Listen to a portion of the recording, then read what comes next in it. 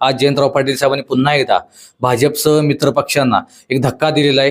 तो म्हणजे भाजपचे जुने भाजप ज्यांना मानलं जातं ते माजी सरचिटणीस वाळवा तालुक्याचे निवास पाटील यांचा राष्ट्रवादी शरदचंद्र पक्षामध्ये प्रवेश करून त्यांनी पुन्हा एकदा महायुतीला मोठा धक्का दिलेला आहे। ईश्वरपूर शहरामध्ये जयंतराव पाटील साहेबांनी भाजपचे सगळे नेते आपल्याकडे घ्यायचा एक विडाच उचललेला असं दिसून येत आहे। आपल्यासोबत या विषयावरती बोलण्यासाठी ज्यांनी आता नुकताच प्रवेश ज्यांचा झाला ते निवास पाटील आपल्यासोबत आहेत। त्यांच्याकडून जाणून घेऊया की नेमकं त्यांचा पक्ष प्रवेश करण्यामागची कारणं काय आणि नेमका काय असा उद्देश आहे की जेणेकरून त्यांना पक्ष प्रवेश करून त्यांना साध्य करायचे पुढचे विषय।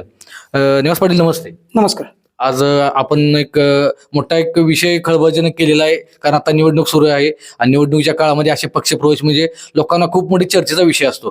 काय वाटतंय आज आपण एक पक्ष प्रवेश केलेला कारण आपल्याकडे एक जुना भाजप म्हणून आपल्याला बघितलं जातं।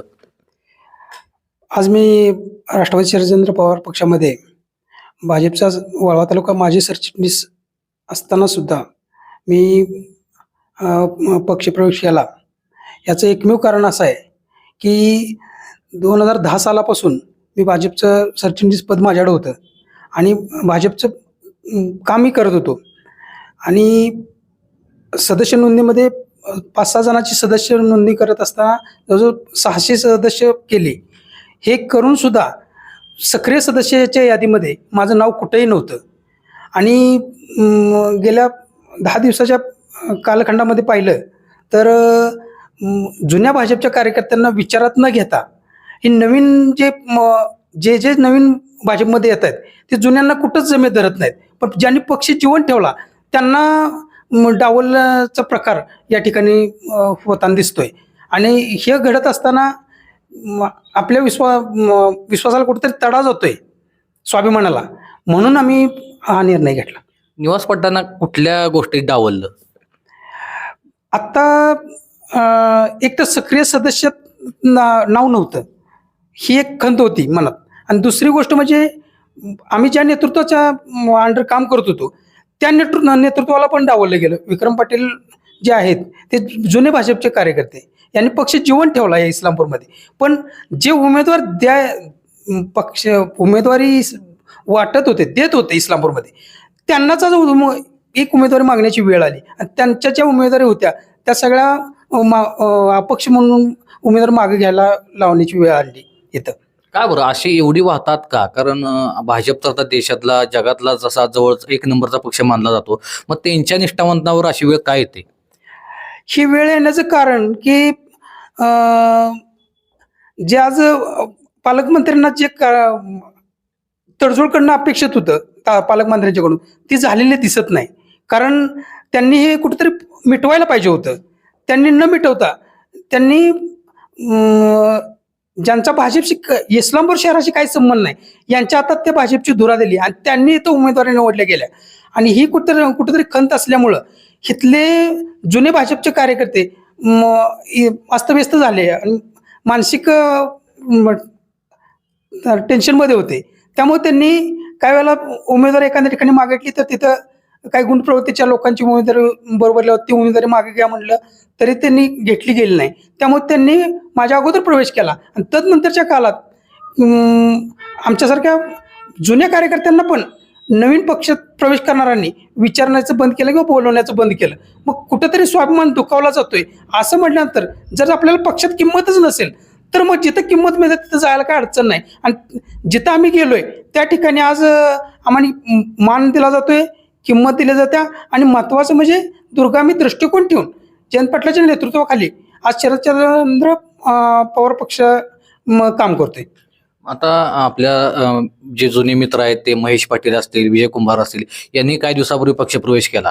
त्यांनी तर सांगितले की आमच्या जीवावर दगड ठेवून आम्ही पक्षप्रवेश केला कारण आमच्या घराच्यावर 40-45 वर्षापासून भाजपचा झेंडा आहे, अशी निष्ठावून जायला लागले। मग पालकमंत्र्यांकडे अशी तक्रार आपण केली नाही का किंवा आपली जे काही खंत आहे ती मांडली नाही का? पालकमंत्र्यांना सांगितलं पण पालकमंत्र्यांनी त्या मांडलेल्या खंतीकडे दुर्लक्ष केलं। गेले तर जाऊन देत, त्यांनी त्याची समजूत काढणं गरजेचं होतं. समजूत काढल्यानंतर जो निर्णय झाला असता तो झाला असता, पण त्यांनी समजूत काढण्याचा सुद्धा प्रयत्न केला नाही. गेले तर जाऊन देत, आपला पक्ष खूप मोठा आहे, थोडं दुःख झालं पण म्हणले गेले तर जाऊन देत, त्यात काय फरक पडत नाही, एवढंच. आपला पक्षप्रवेश आज झाला, कालपर्यंत आपण भाजपाशी होता. हो. काय वाटतं आता महायुतीमध्ये काय वातावरण आहे निवडणुकांमधलं? त्यांच्यात आलबेला आहे का? कारण आलबेला आहे असं दाखवलं जातं, तर पण आलबेला आहे असं वाटतंय का तुम्हाला सगळं? नाही, महायुतीमध्ये एकतर नगराध्यक्ष पदाचा उमेदवार लवकर घोषित झाला नाही, आणि दुसरी गोष्ट म्हणजे पहिल्यांदा विकास आघाडी म्हणून लढायचं ठरलेलं होतं, पण आता ते विकास आघाडीचे अध्यक्षच एकटेच एकाकी पडले, विक्रम पाटील, आणि त्यामुळं विकास आघाडीचे घटक पक्षांनी आपापल्या चिन्हावर उमेदवारी घोषित केल्या. त्यामुळे विकास आघाडी म्हणून असं नाही, त्यामुळे त्यात यावरून दिसून येतंय की इथं नगराध्यक्ष पदाच्या उमेदवाराला एक चिन्ह आणि विकास आघाडीला एक चिन्ह, अशी जर निवडणूक झाली असती तर बरं झालं असतं, पण तसे होताना दिसत नाही. काय वाटतं आपण राष्ट्रवादी शरदचंद्र पक्ष किंवा जयंत पाटील साहेबांचं नेतृत्व मान्य केलंय, त्यांचंच नेतृत्व का मान्य केलं? त्यांचं नेतृत्व मान्य करण्याचं एकमेव कारण म्हणजे त्यांच्याकडे दूरगामी दृष्टिकोन आहे, आणि बऱ्याच जणांचं मत पडतं की जयंत पाटील साहेबांनी विकास केला नाही, पण इथं बऱ्यापैकी त्यांनी विकास केलेला आहे. तो विकास त्यांनी दुर्लक्षित करण्यासारखा नाहीये. इथं तहसीलदार ऑफिस असून दे, प्रांत कार्यालय असून दे, कोर्टाची इमारत असून दे, किंवा बगीचे वगैरे असू दे, किंवा पाण्याची स्कीम असू दे, असे चांगले गार्डन्स असू दे, असे चांगले इथं विकासाचे दालनं उभं केलेले आहेत, पण हे विरोधकांना आता म्हणजे दिसत नाहीत. शेवटचा प्रश्न, काय वाटतंय तुम्हाला? आता आपण तर जुने एक ज्येष्ठ नेते आहात किंवा आपला खूप अनुभव आहे, याच्या अगोदरचे पण आपण नगरपालिकेच्या निवडणुका बघितलेल्या आहेत. काय वाटतं सध्याची निवडणूक कशा पद्धतीने सुरू आहे? आत्ता जे निवडणूक चालू आहे, याकडे जर बघितलं तर जयंत पाटील साहेबांनी फार धूर्त केलेलं आहे की नगराध्यक्ष पदाचा उमेदवार आंध्र मुलगुंडेसारखा ज्येष्ठ माणूस, ज्यांनी 35-40 वर्ष त्या नगरपालिकेचं राजकारण केलं, त्यांना पहिल्यांदा उमेदवार घोषित केला, आणि तदनंतर त्यांनी प्रत्येक वार्डामध्ये चांगल्या शैक्षणिक पात्रतेचे उमेदवार दिलेले आहेत, आणि ते उमेदवार या इस्लामपूरचा कशा पद्धतीने विकास करतील हा दृष्टिकोन चांगला विकास करतील हा दृष्टिकोन डोळ्यासमोर ठेवून त्यांनी उमेदवार दिलेले आहेत. त्यामुळं आज जयंत पाटील शरद पवार गटाचं पारडं तुतारी या चिन्हावरती निवडणूक लढवली जात्या, आणि त्यांचं पारडं आज जड आहे.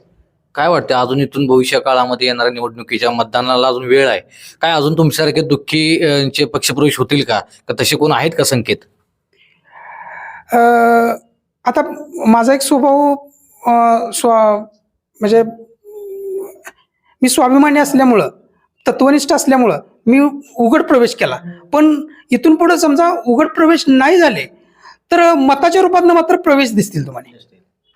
तर हे होते निवास पाटील यांनी कालपर्यंत भाजपाशी होते, ते आज राष्ट्रवादी शरदचंद्र पक्षाचे तुतारी त्यांनी हातात घेतलेली आहे. कारण की ते सांगतात की आमच्यासारख्या निष्ठावंतांना न्याय भाजपमध्ये मिळाला नसल्यामुळं आम्ही आमचा स्वाभिमान गहाण ठेवून आम्ही पक्षासोबत न राहता आम्ही जयंतराव पाटील साहेबांचं नेतृत्व मान्य करून आम्ही त्यांच्या पक्षामध्ये प्रवेश केलेला आहे. एव्ही9 मराठीसाठी शीतलकुमार शेटे, ईश्वरपूर. अत्याधुनिक आणि सर्व सोयी सुविधांयुक्त रुग्णांच्या आरोग्याची काळजी घेणारं आपलं हॉस्पिटल लक्ष्मी नारायण हॉस्पिटल. संपर्क 023 42 22 57 75.